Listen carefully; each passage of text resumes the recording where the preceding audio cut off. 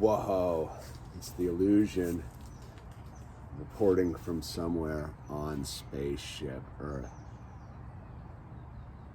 It's Saturday.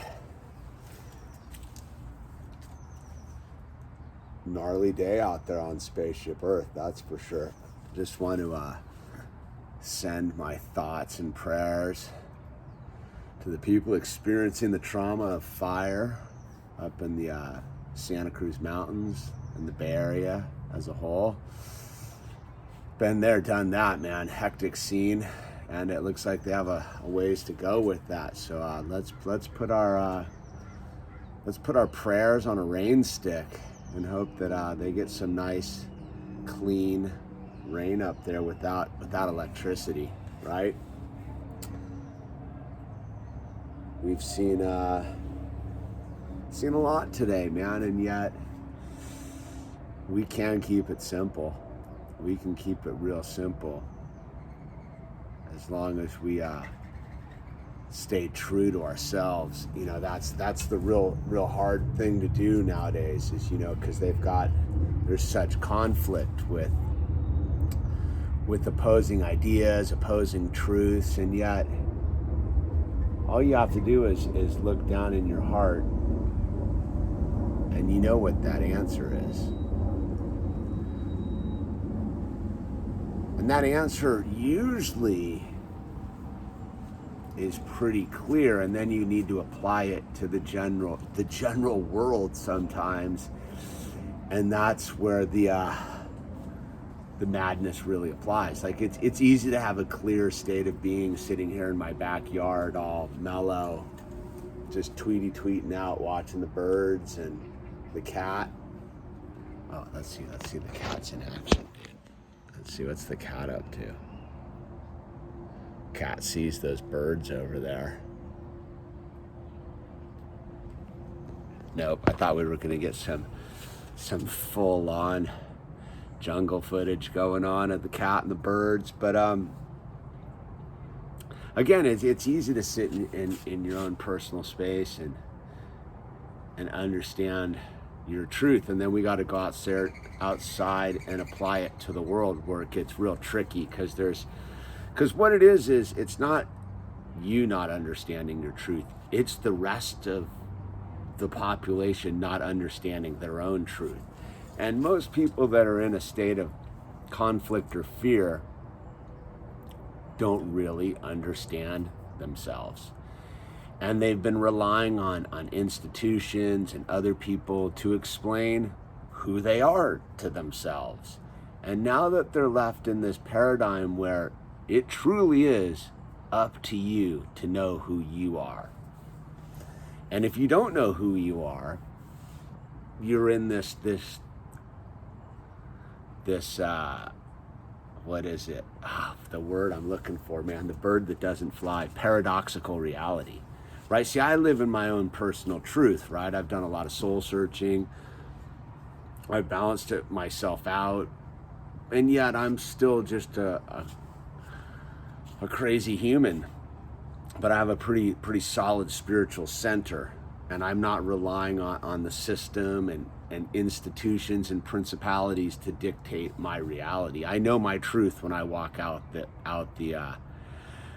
door, so I don't need to be in conflict with anyone. And in fact, people don't come at me with their conflict, because I radiate my own personal protective field, if you will, of energy, you know? And so people don't come at me with their strangeness, because I'm very sure about where I'm coming from.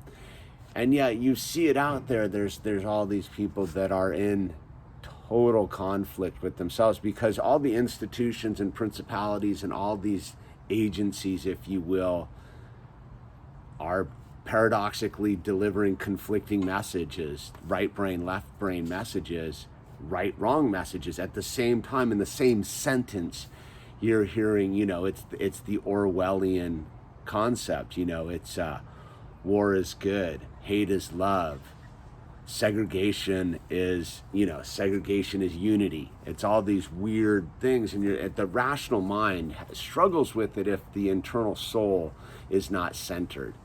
So you see these people that are living in an obvious con job, and yet they don't have the personal understanding of themselves to be free of the con job, because they're looking for the outside world to guide them. And so yeah, you got to go out into this battle space, for lack of a better word, this minefield, this humanoid minefield of people that are set to explode, that are basically like landmines. And how do you interact with these people and safely navigate the battle space? Because that's what they've turned everybody into. You know, those who are uninitiated have been made into soldiers of confusion, and they're in conflict with themselves. And for the rest of us who aren't at war with anybody, we have to kind of maneuver around these people and sort of lay a calm path, right? Which is tricky. I took Owl to the little community pool up here, and you know, it's pretty regulated right now. You got to make an appointment, only a certain amount of people. You got to walk in the door. You got to walk the 10 feet in the door with your face diaper on and whatever. I'm not there to disrupt the scene. I'm super grateful we can use the pool, and there to make a point. I'm there to take my son swimming, right? But you can see the discomfort with the other people who haven't made peace with themselves. Like, there was some older dudes there who were totally at peace with themselves, not worried about any of it. The lifeguard girl was totally at peace with herself. The assistant who checks you in at the gate, totally at peace for himself. And it was weird, there was these two other dads with little ones, you could tell were like in this, have yet to realize the world has changed, and yet are still participating in the Orwellian change that is going on. And a lot of it is the paper mask wearers. Like, whatever you think about the mask, we've established that it's a con job. But there's the people that are still walking around with the paper masks that literally look like diapers on the face. Like, I don't know how else to describe it. And it's this weird thing where, like, there's a real conflict in that sort of temporary nature of it. You know what I'm saying? It's lack of commitment, if you will. Like, there's a certain part of me that will respect someone who's like gone and gotten their thing, right? Okay, fine, dude. We got to play the game. And then there's the ones that I would call fence sitters or day trippers. They're day trippers into their own reality, and you can tell they're like super unhappy, but because the reason they're super unhappy is they still think that if they keep their like face diaper on their face, or their like same thought pattern going, that it's going to return to the way it was. Like, those of us who are spiritually advanced, there's no going back. Like, we've already seen the writing on the wall, man. It's gonna get trickier before it gets mellower. But yet we're assured in our own connection with God and our own spiritual center that we don't need to fear this change, that this change is actually the great liberation, because all that's really happening is the truth is being exposed on steroids. There's no denying that everything is just revealing the con job that is the institutions and principalities that have tricked people into allowing themselves to be governed by these institutions and principalities, right? So for those of us who have truly become sovereign beings in our own space, there's no conflict. We're not that worried about the world we left behind, and we're that worried about the world we're going into. We're pretty present in the world that we're inhabiting in this very moment. But the but is we still have to go into the battle space with the human landmines, right? And again, I'm an observer. I just like to. I was listening to these two dads that with their, you could tell their energy level was low. They're being worn down by the whole thing, right?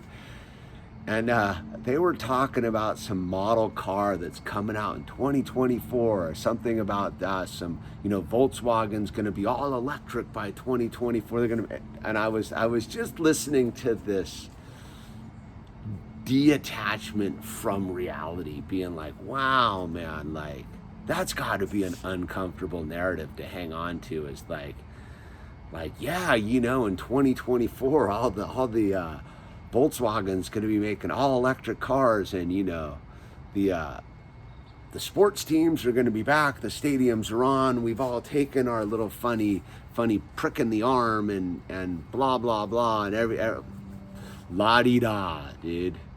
And yet they're fully like subconsciously aware that like the whole game's up for grabs right now.